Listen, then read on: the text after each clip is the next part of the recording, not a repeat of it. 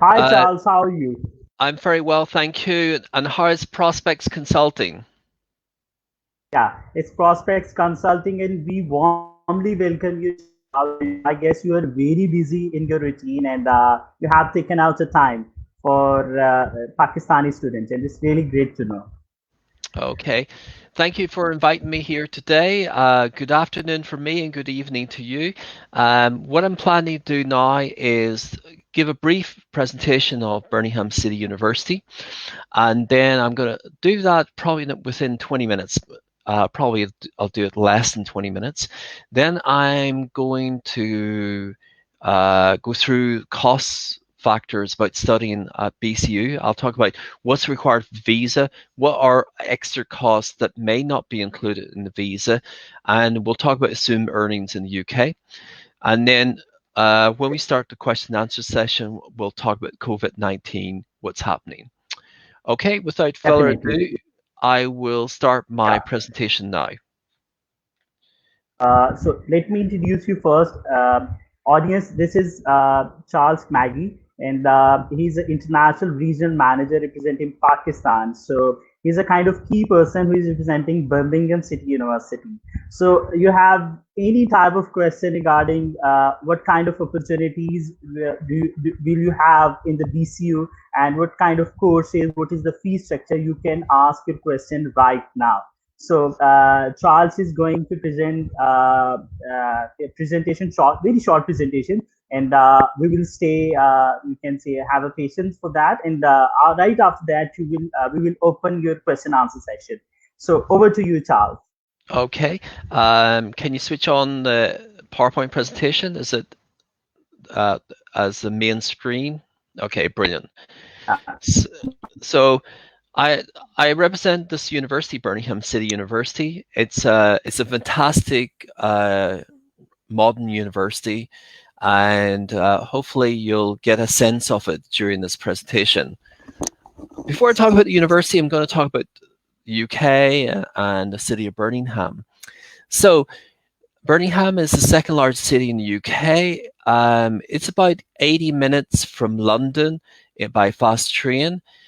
We have an international airport. There are direct flights from Islamabad, but we have many flights from we receive from Dubai. So Emirates fly to Birmingham, Qatar Airways, and all our European airlines. So where you can fly directly or you can fly through one of the regional hubs. It's a it's a West African economy. It's a large economy worth £94 billion. That's just the West Midlands economy. And the city is a vibrant cosmopolitan city. During when the students are here, 20% of the population are students at this university or other universities or colleges. So it's a very young, vibrant city. And and it's one of the things about it is it's a multiracial, multi-ethnic population, and there's different people from different parts of the world here. And we have a large Pakistan community in Birmingham. And so, what Pakistan students feel about Birmingham is it feels a foreign city. It's not like any Pakistan cities, but it's not alien. It's not, you will meet people uh, who are second, third generation Pakistanis or some first generations, and they feel comfortable. We have Pakistan restaurants. We have Islamic mosques. We have a range of activities that you do in Pakistan that you can do in this city. So in that way, you'll find the city a very comfortable city. I will now focus on the university. I call it BCU for short. So our university, over the last like 7 years, we've been moving our university from a city north campus to city center campus. And the reason why that's we've done that is the feedback from previous generation students is they want a city center based environment to be near. To find it more enriching, and there are more student jobs, etc., etc. So we've moved our whole university in either mostly the city centre and some in the city south area. And the facilities are fantastic. This is our conservatoire for where our music students go to.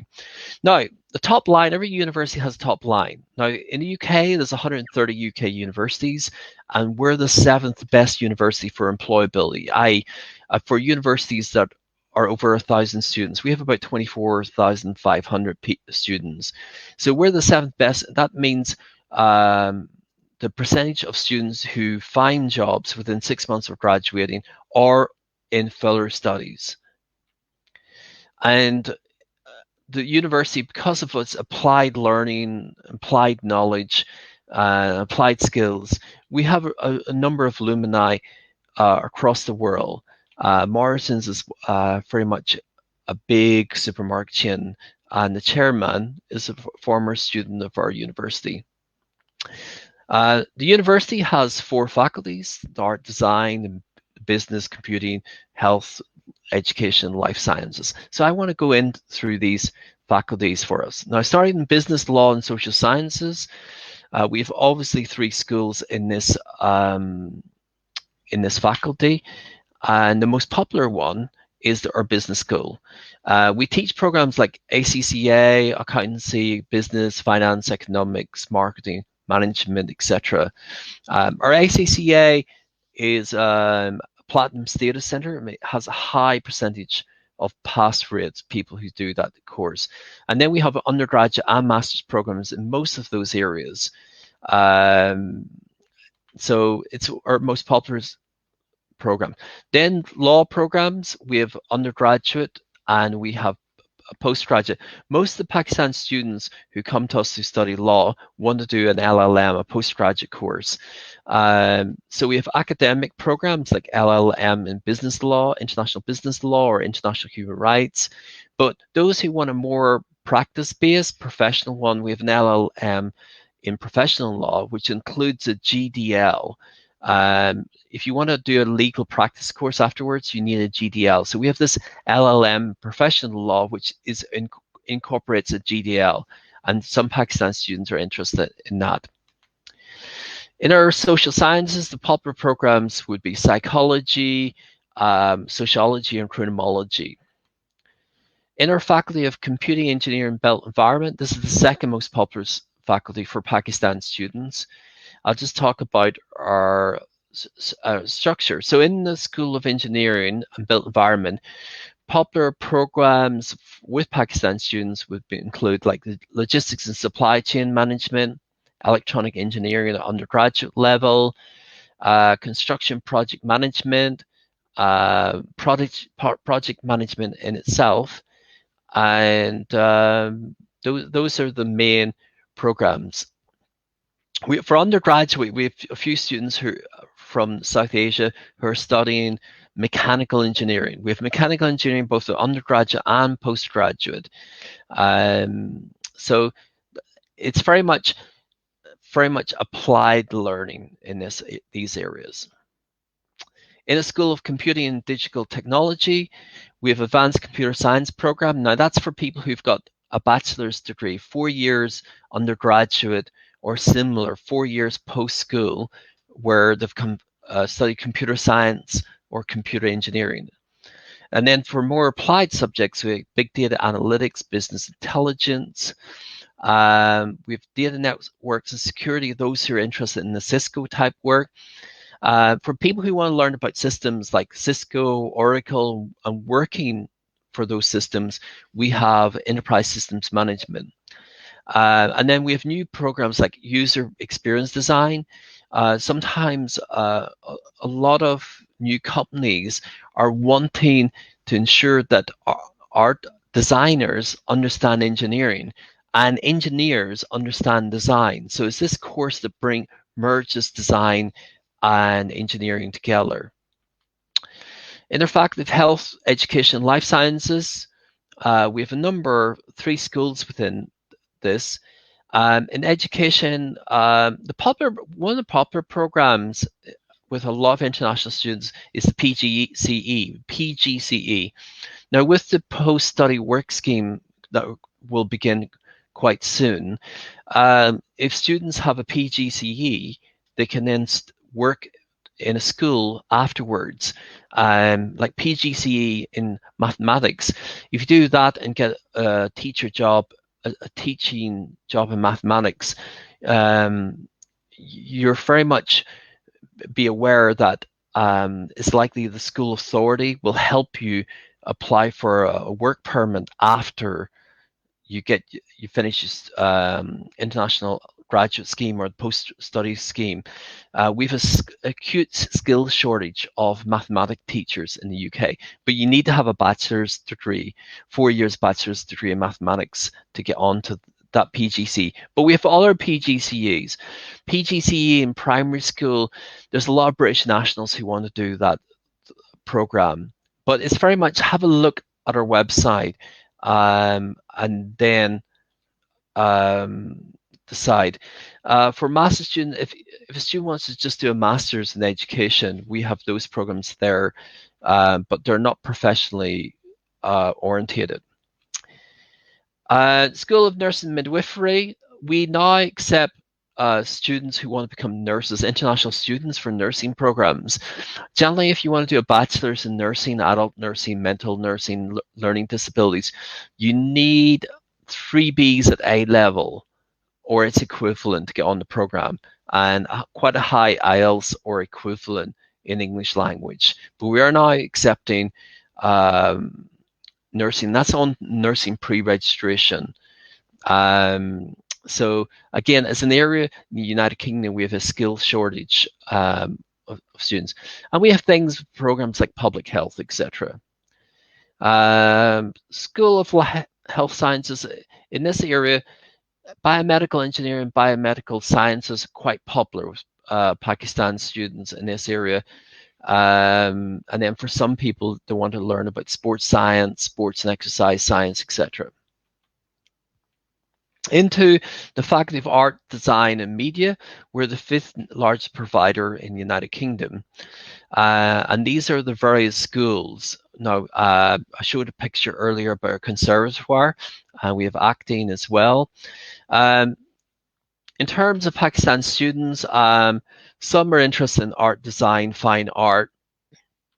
Architecture comes into this. We have some Pakistan applicants for architecture.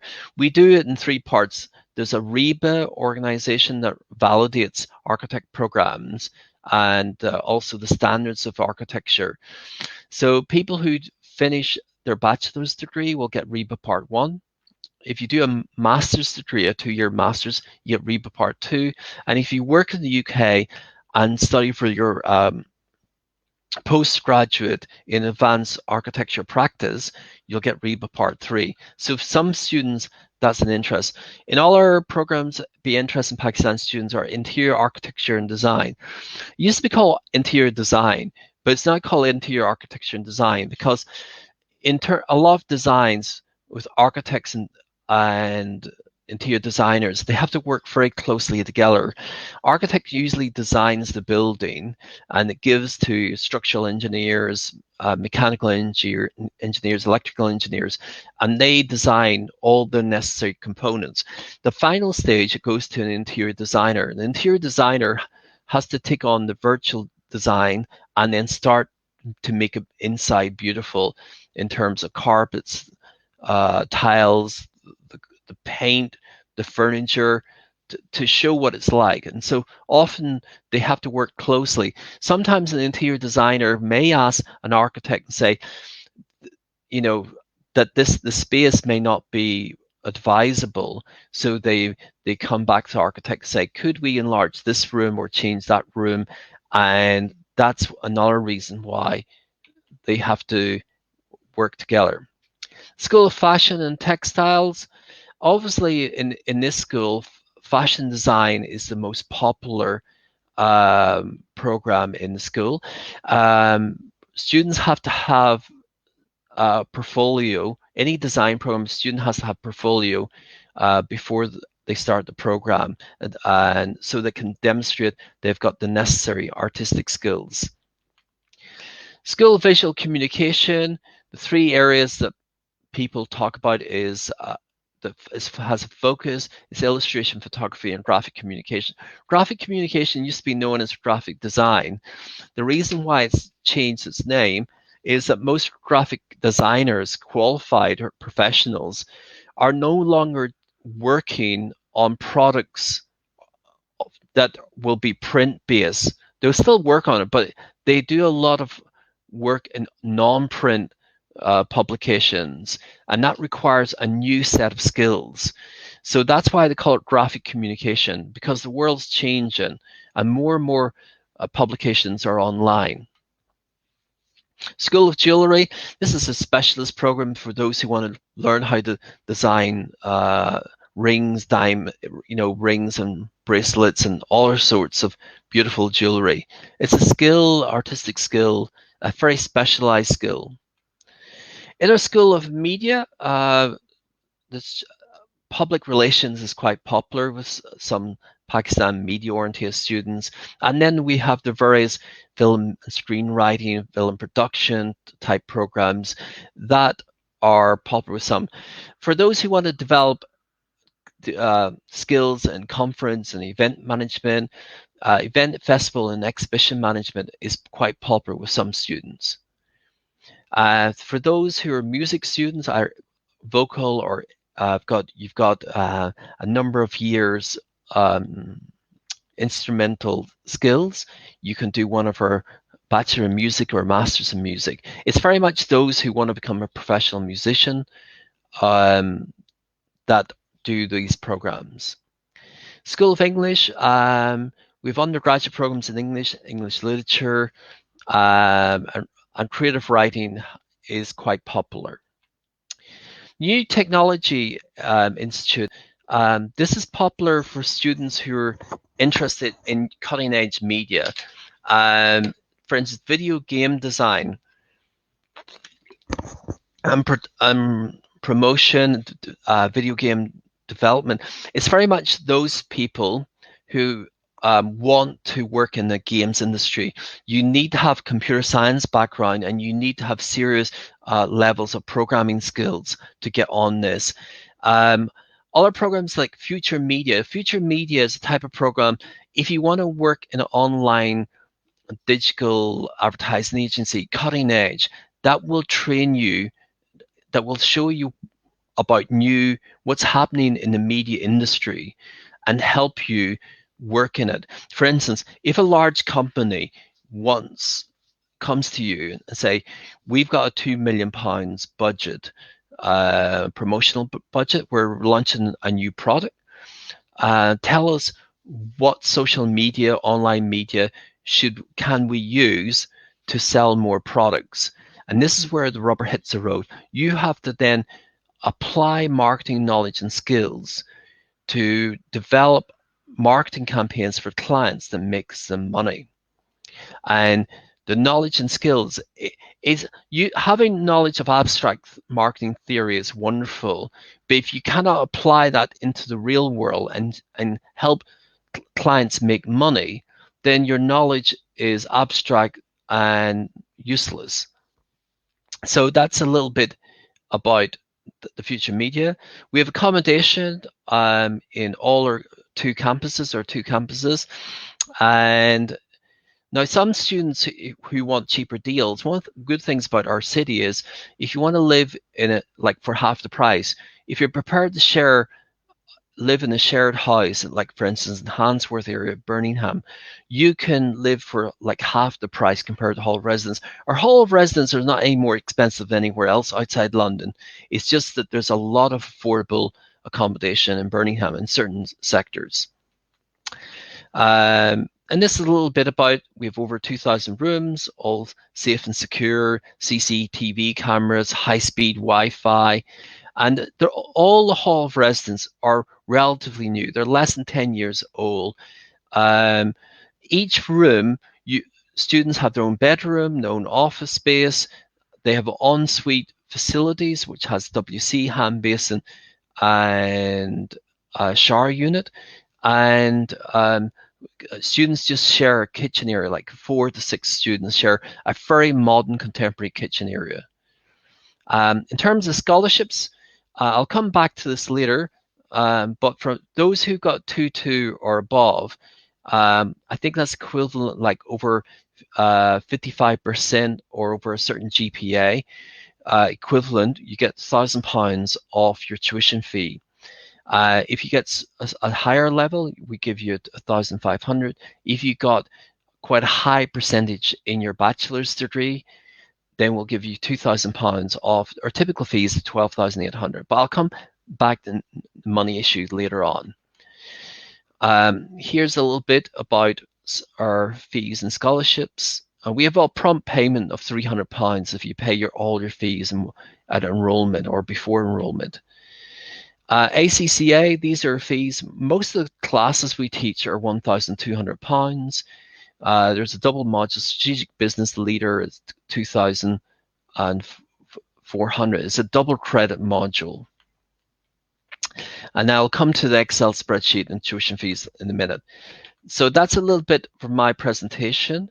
I'm now going to switch the screen, and then I'm going to share screen on my spreadsheet.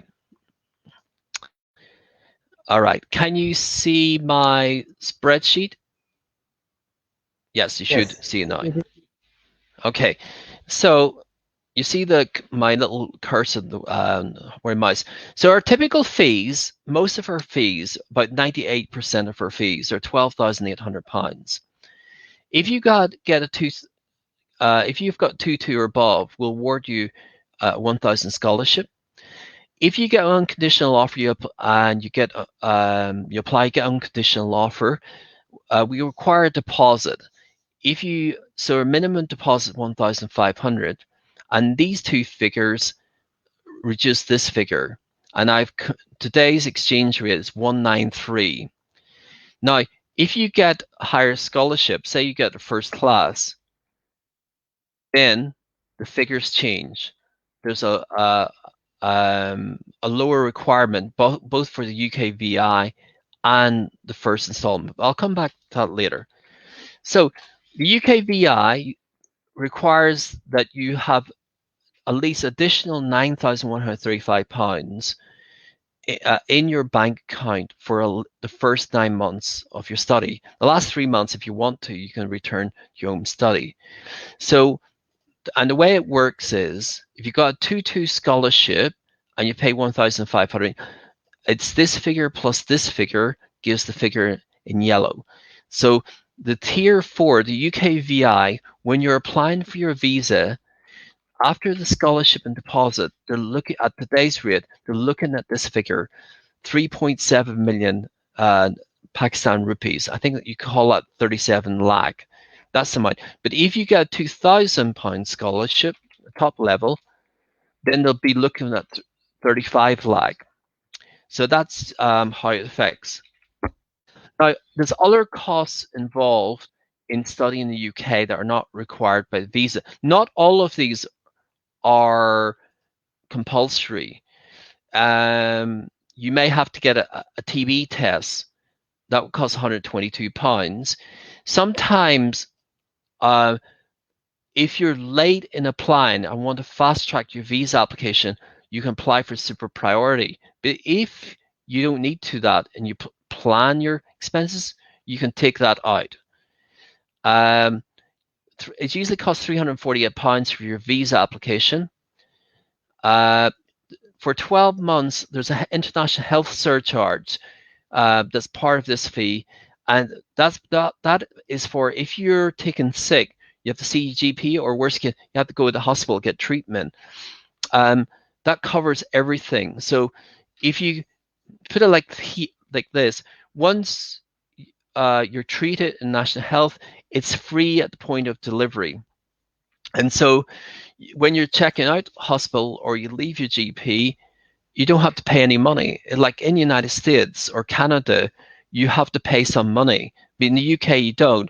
But to get access to this as an international student, you have to pay the international flight fee. Then there's the flight cost. But sometimes you could get cheap flights. So this could go down to 500.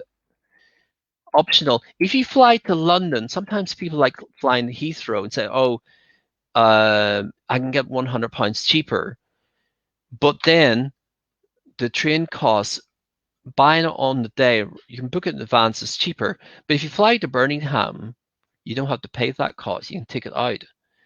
And if you plan to stay over the summertime, then there's a cost there. So overall, for the visa purposes, if you get £1,000 scholarship, you got 2-2, then you need about 3.37 lakh, but or £19,000. But in total, it may cost your parents £23,000 on the extra. Now, the university doesn't need all this money. This is just for you. For the university, we require 50% of your fees at enrollment, or around within a few weeks of enrollment, but minus your scholarship, minus your deposit, equals, if you got a 2-2, we'll require £3,900 from you, and then semester 2 it will be 6,400. But if you get a bigger scholarship, then at enrollment you have to only pay 2,900.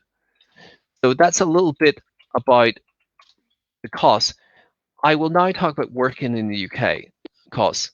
Term time is approximately 32 weeks a year. The pay rate is about, an average student job is £8 per hour. You're allowed during term time, 20 hours a week during term time, you could earn about £5,120. Then vacation periods, if you're doing an undergraduate program between first and second year, or second year and third year, you're it's about 20 hours a week, like Christmas. Well, every student, Christmas and Easter is vacation periods. All international students can work full time. The summer vacation is undergraduate students can take it off and work during full time during. If you're a master's student, you may have a dissertation, so you may not be allowed to work full time during the summer vacation, but you can work part time. So that brings like assumed earnings are like 11,500. But if you compare that with the cost of minimum living, then if you can nearly work out that your assumed earnings if could nearly work out pay for your living costs. However, before you leave Pakistan, you need to demonstrate to the UK VI you've got 19,435, and at today's rate, it's 37 lakh. So, and remember, so that's what the UK VI. But you can keep in mind you'd be working part time. So for your parents at the end of the period, if you could earn up to £11,000, then it's only going to cost your parents probably about 19 lakh in total. So it's something to bear in mind. Now that's assumed earnings. If there's anything else in this I need to talk about, I don't think so. So I'm going to call that off. So I'm going to stop sharing that. And that comes to the end of my PowerPoint presentation question and my Excel spreadsheet. Now, over to Prospect Consulting, are we going to go through the questions asked through the live comments? Yeah, we are entering into the question answer session. So first of all, let me tell you that you have comprehensively defined the criteria that how student can select the BCU as one of the best universities for offering the affordable kind of way. So you have pretty qualified criteria that student can discuss on detail. So in the cost breakdown, I must say, Charles, that the cost breakdown is you have done a great part in the end. That student can get an idea that how does he can manage his expenses, and you have qualifying the scholarship, how £1,500 and £2,000 scholarship will add a value to his fee, or how it could be an affordable fee structure. So thank you so much, Charles, for such a brilliant, you can say, briefing. So now we are entering the question and answer session. So one of the student has asked a question that for the bachelor, undergrad, what are the key requirements if student has done intermediate from Pakistan? The fee requirement. Now, we require, our entry requirements is 3 A The levels. requirement. Yeah, entry requirements.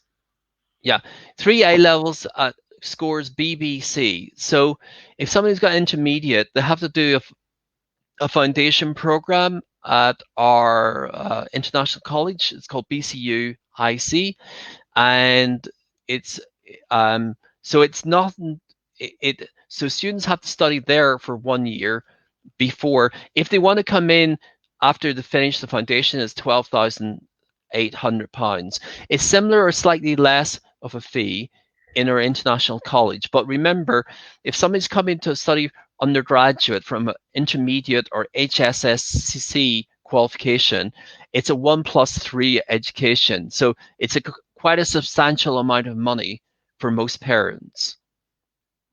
Yeah. Thank you so much for the answer, Charles. And coming to the next question, student is very keen to ask.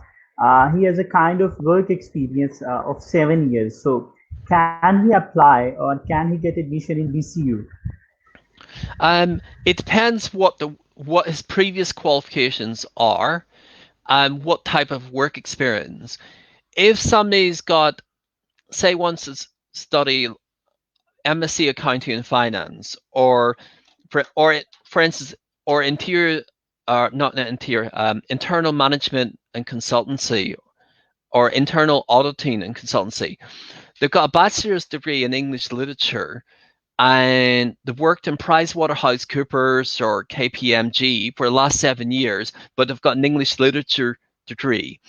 On that occasion, on that basis, we will allow someone to start an interior auditing because their work experience, although not external auditing, is quite a little bit different, it's really relevant. And on the basis of work experience, we'll let someone into a master's program. But if somebody's been working for their family's business, what I call a mom and pop operation for the last 7 years, and they've got a HND or something less in the bachelor's and want to go do in a master's, it's no way, Jose. We certainly won't allow it. So it depends what the work experience and the previous qualification is. Yeah, student is quoting that he has a banking experience. The question which I have asked you earlier. Right, the banking experience depends. What type of banking experience? Is he just serving customers as a teller, cash teller in the bank, or is it some substantial more than that? What has he been doing, and what is qualification? On the basis everyone's looking at this video, I presume I don't know any knowledge about it, but that is the question. But something specific to that. If he's got bank experience and he's got a bachelor's degree and he's quite good at numbers and he wants MSc of Finance and Investment, he wants to get into the investment arm of banking, we would allow him into that program. I must say that student is very vigilant in responses, and he is sharing whenever you are asking about the query. This is the student. He is saying that he has a risk management experience. Right. Okay. He's got risk management, and then what does he want to study his master's degree in? Master in, I guess, accounting and finance or related to the banking field would be. Yeah. If he's got a bachelor's degree, 4 years bachelor's or a combination, 3-year bachelor's, 1-year master's, and is off a certain percentage, 55% or higher, then, and he wants to go into MSc Finance and Investment, then he certainly could go in that. If he wants to go into accounting and finance, it depends what his bachelor's. It depends. Does he want to become an accountant and move outside the banking sector? And that's linked to his career. It's not quite simple on that occasion talking. There's a lot of factors have to be considered. But those are the general principles. Malik Ahmed Aftab, thank you so much for asking a valuable question. And we will forward your query to the university admission team. And obviously, Charles, as you have guided us, that admission team will see the possibility if they can offer having a combination of 7 years experience with the risk and management banking field experience. So yeah, and we will let you update on that. So coming to the next question, Charles, one of the student who have applied for the BCU has asking a question that he has an offer holder of PCU and have applied in MA Fine Arts. Her GPA is 2.7, and can you tell how much maximum scholarship can she avail as she has the first class degree? Can you confirm, is that cumulative grade point average 2.7 out of 4.0 or out of 3.0? If let's assume normally 4.0, 2.7. So I'm going to look at one of our websites. I don't. At best, it's not the top level of scholarship because we wouldn't view that as a first class degree. A first class is like 3.5 out of 4.0. It's not 2 point. Let me under postgraduate. It's the max is £1,000. A GPA our minimum entry requirements 2.6, so it's £1,000. That's it. That's it. I hope, Rubab, you got your answer. Thank you so much for asking your question. Let me switch it to another section where we currently we can see the possibility of September intake. So many students, Charles, have a question in their mind to count the COVID-19 situation. So, what's your thought on does university will continue their process as it is, or some sort of online classes you are figuring out, you are considering for the September intake? So what's your take on the COVID-19 situation particularly? Right. Let me give you an overview of the COVID-19 situation in the United Kingdom and in particular England. In this country, we split our country into 4 nations. I will then focus on England because England's a little bit more progressive than the other nations of the United Kingdom. So this is where our own country are splitting in different ways. Last weekend, not this weekend, the weekend before, the UK government for England started announcing the easing of restrictions. So how's that what's happened? So garden centres are starting to open up, shops are opening up, coffee shops are open up. Like I had a lovely Starbucks this weekend. I thoroughly enjoyed it. So they only opened up about 4 or 5 days ago. Schools are not open up. The plan of like high schools to open up June time. Now the government and trade unions are trying to work it out how it's going to happen. It's not they're not discussing if it's going to happen. They're discussing how it's going to happen. And so the trains that you might have seen in the news, the BBC News, the trains now are running on regular service, but there's crowd control measures in the big stations in London so that everyone has to go in an orderly way in trains. They have to have a certain amount of space and for them to go to work. So the easing has started, but the easing implementation is quite strict how we're doing it to keep that 2-meter social distancing. So the social distance is still happening, but so it is a controlled manner. Now going to the university, the university plans to have normal classes in September intake. Now currently we've had online teaching from about the 16th of March. Everything moved from campus to online.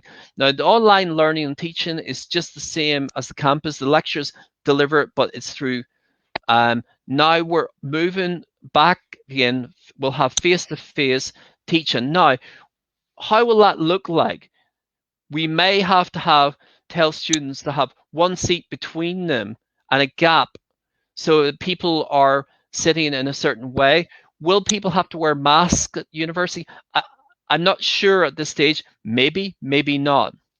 Remember, in terms of COVID-19 history, September is a long way away, and so Agree. and so if I've given you an insight about United Kingdom returning back to normal, hopefully it gives you confidence that things are developing for the positive. The main thing for the government and how it affects the scientific advice. There's this R formula, means I think rate of infections. If it stays 1 or below, things will ease. If it goes up in a certain area more than 1, the government will reverse its easing of restrictions. Restrictions might be reimposed in certain cities, in certain regions, or certain things. That's what's happening currently. Their number of deaths are dropping week by week. So that's what I can give you as an overview. Does that kind of answer in an overview way?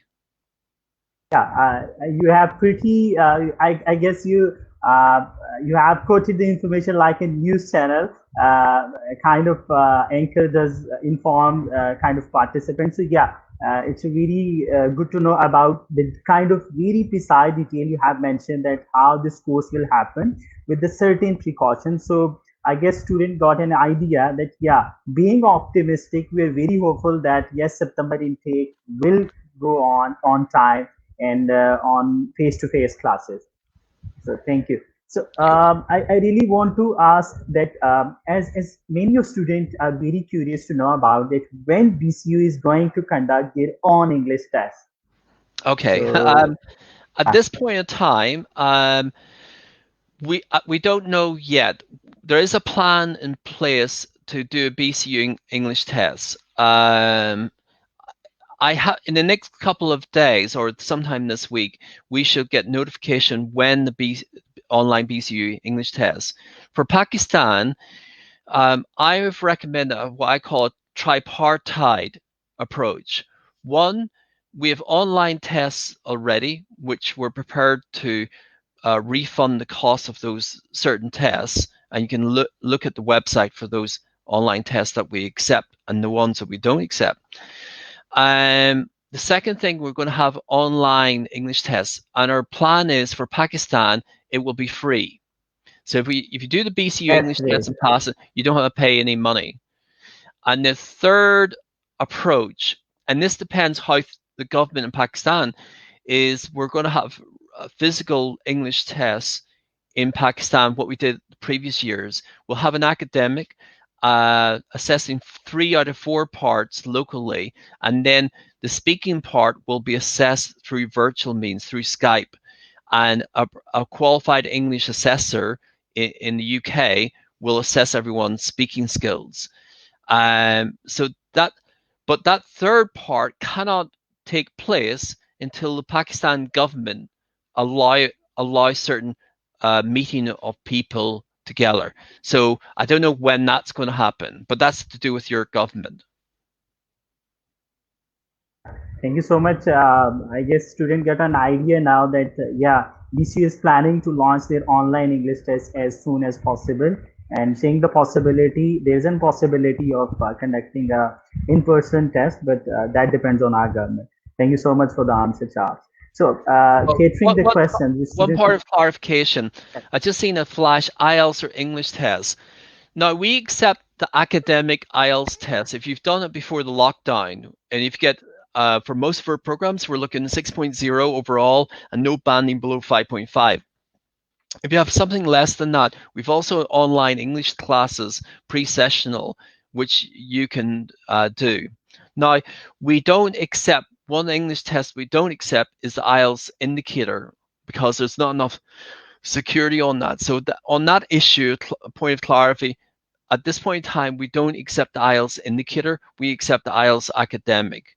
But on our website, you'll see the online tests that we do accept. We accept the TOEFL Special Home Edition as example. Charles, I really want to ask a personal query. Today, I got a query from a student. He has done an IELTS journal test. So, what if considering such kind of test, seeing the possibility that IELTS cannot be conducted paper-based nowadays? Oh, if it's normally there's two types of IELTS tests. One is the academic English test. The other is general. And the general IELTS tests are, I think, for different purposes. To get in a university like ourselves, you need to do the academic English test. So if he's got a general IELTS, I'm afraid it's not valid for entry with us. Thank you so much, Charles, for adding your valuable points.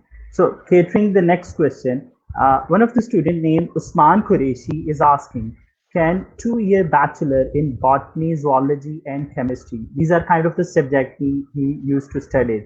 So, with 50 percentage marks, can get admission in biomedical science. Let me just Bachelor in biomedical.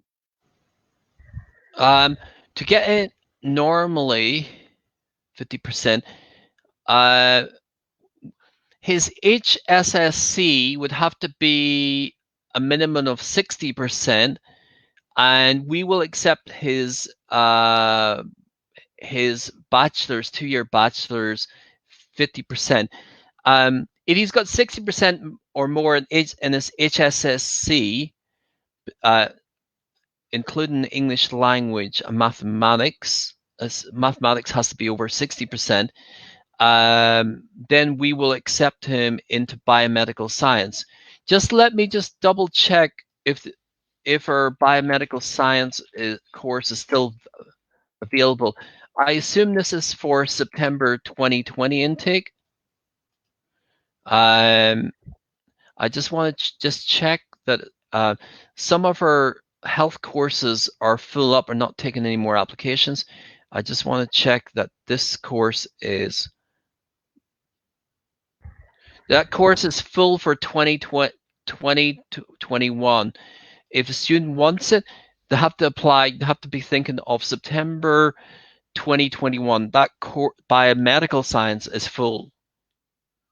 Yeah, thank you so much, Charles, for sharing information. Usman, we will let you know about when the course will open, and obviously we will raise your query to the BCU office, to the admission team, and we can get the feedback on that. So coming to the next question, Charles, one of the students, Usama Tanveer, is asking that he has done a master in computer science, so has a 16-year education from Pakistan. So he might have a 2-year bachelor and then 2-year master with the CGPA 3.1. So should I do now to what I do now to get an admission in MS 18 year in any university? So I think he's just asking for is he eligible for the applying for the master or not?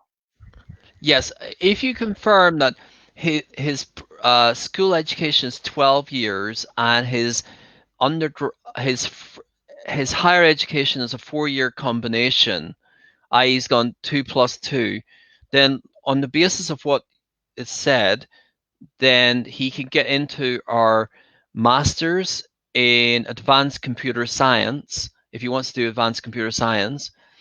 And based on his GPA, he should be eligible for a £1,500 scholarship. Students are very keen to know about that. Is universities accepting Duolingo test? For our online pre-sessional program, yes, but not for main entry. I can't remember if it was to do with security issues or quality. We don't accept the Duolingo English tests. We accept the password test, the TOEFL, the language Cert International, but not for a main program. Sure. Catering the next question, one of our students, Sakibullah, is asking.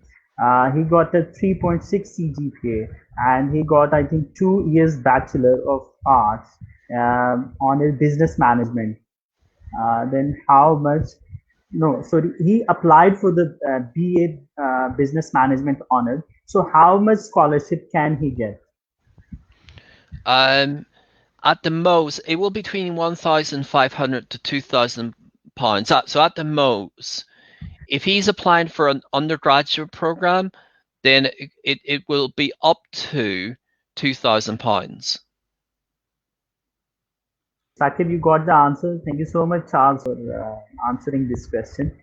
So catering to the next question, students were asking about Duolingo test in the, let me have another question.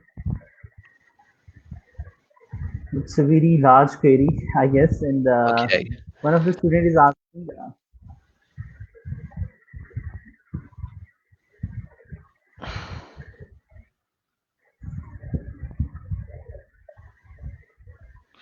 Okay. Let's. I don't, because in the European Union we have this GDPR. It's not wise to give certain information. So so for your bachelor's 2.6, let me just read it. yeah, you can read it now. Can you send me an email about this student directly? I need to check out why the situation. I need background information. Sure. I'll forward the. One of the students who have applied in BCU is very keen to know that when he will get a conditional offer letter. Okay. There are two issues this year compared to last year. Firstly, we've had a surge in South Asian applications. In Pakistan alone, because of the PSW coming in, we've had over double the number of applications from Pakistan. What do you think has happened to Indian applications? Have a guess. Do you think it's doubled or more or less? Yes, it's more than double. Yeah, put it like this. In the South Asian team, in terms of Indian applications, they've had a 5-fold increase, but we have the same number of staff. We've got some more extra staff that have been taken in, but we are inundated with applications. They're working on the first basis first time. So we've kind of been shocked by the huge volume of applications because of the government announcement last September, the reintroducing the PSW. So that is one factor. We are currently at the moment working from home. Now, the staff is taking longer to process applications. Now, I mentioned about GDPR legislation across both in UK and European Union. The staff have to work from home with a small laptop computer.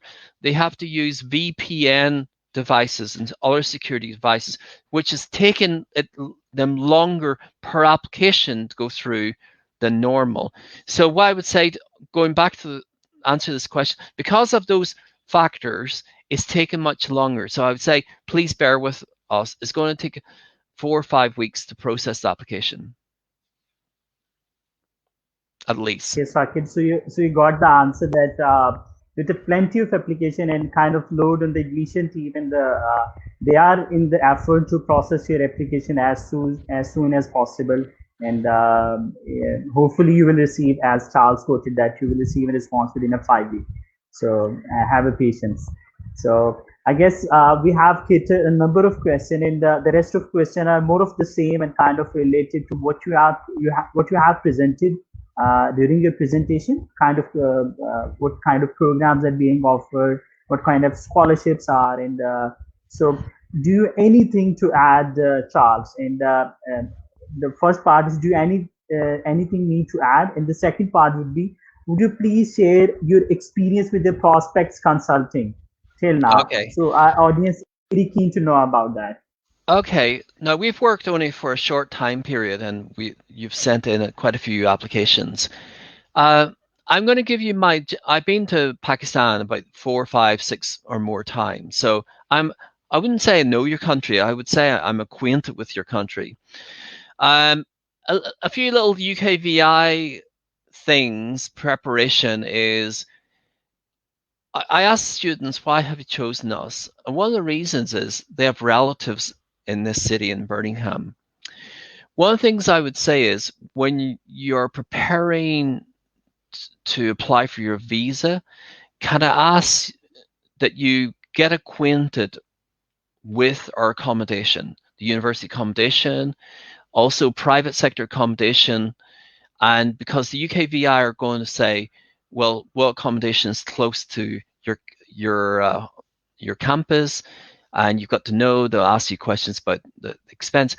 If any of you say, "Oh, I'm staying with my aunt or relative or uncle. He lives in Pakistan. He lives in Birmingham." There's a high risk chance of you getting your visa refused by an ECO officer.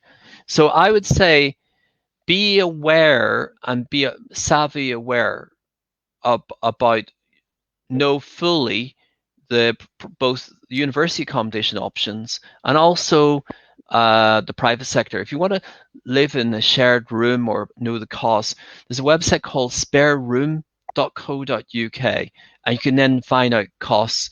But it's very important that you know these things before your UKVI interview. The other thing I would say is sometimes a person would say, after I graduate, I want to work in this. And sometimes they're a bit vague in sometimes the reasons why they want to do the course and their future employment prospects. Because at the UKVI interview, they'll say, okay, well, what type of job do you want to get? Okay, and how much money is someone in that position paid here in Pakistan? And they're recording everything down.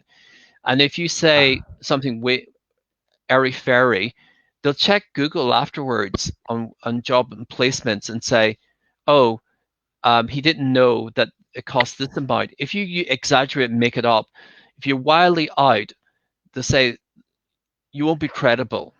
So prepare. One of the advantages of working with a consultancy agency like Prospect Consulting is that they can prep you for that visa interview. Say, what's the value of working through an agency? Well, applying for the university is quite simple, but getting past the UKVI interviews is a big hurdle, and you need to be prepped for it. And that's the real value of their agency. And I strongly agree with you, Charles. A number of students do such kind of, you can say, a mistake while giving an interview in front of UKVI officers. So up till now, Charles, I would like to mention again and again that up till now, we have 100% visa success ratio. So this is a kind of unique value we have, and we used to carry in our student also. And we used to guide him that try to do more research and to find research whenever you are appearing for the interview. Never ever quoted them that you are going for some kind of, you are going to stay in your relative accommodation. Try to convince or tell them you will opt for the university accommodation, as this will benefit you. Obviously, you are closer to your destination, study destination, and this will comprehend your application. So obviously your points are very strong, and I can see that students need to focus on these points. Yes. And any closing remarks or something? Yeah, you can. Okay. So thank you for participating in this webinar. It's been informative. Hopefully, you've been informed by either PowerPoint presentation, the Excel spreadsheet, or my answers to your questions.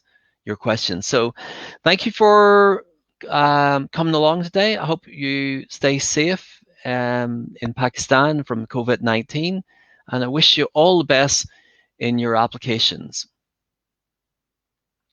Thank you so much, Charles, for your time. And we are very privileged to work with the Birmingham City University. And the kind of guidance you have provided today is very valuable for our students. And I can see the possibility that it can be a good, you can say, a resource to apply on. And obviously, we are increasing the number of applications for the DCU, and we are looking forward that you can handle the query as soon as possible. So thank you so much again for such a comprehensive briefing and presentation. So thanks a lot, and have a nice day. All right. Thank you. Take care, everyone. All right. Bye-bye. Yeah. Guys, today we have a very valuable guest with us today. So Charles ने जो आज आपको information the, that is very kind of authentic information. Or in the last, we have quoted the point that where you need to have an improvement. Whenever you are going for the study purpose, never ever quoted them that you are going because of your relative. Okay, it will weaken your case and it will cause a rejection for you. So try to figure it out. And I would like to mention that being a prospect consultant, we are here to provide each and every guidance that you need to pass the visa interview. और आपका जितना भी process होगा, that would be free of cost. The reason is that we are the official representative of Birmingham City University. So keeping in mind, contact our counselor, raise your question, whatever you have in your mind. Don't hesitate. हमें question आप raise करें. We will try to respond you as soon as possible. And you can see the contact detail in front of you that we are providing the free consultation. And you can note the number lines. We have office in Lahore, and you can see the numbers on your screen. And we do have an office in Islamabad, so you can note down the numbers. So please drop the question below if you have any query. If your query is unanswered, and we would try our best to answer your query. So Harriet, stay blessed and have a blessed Ramzan. So thank you. Allah Hafiz.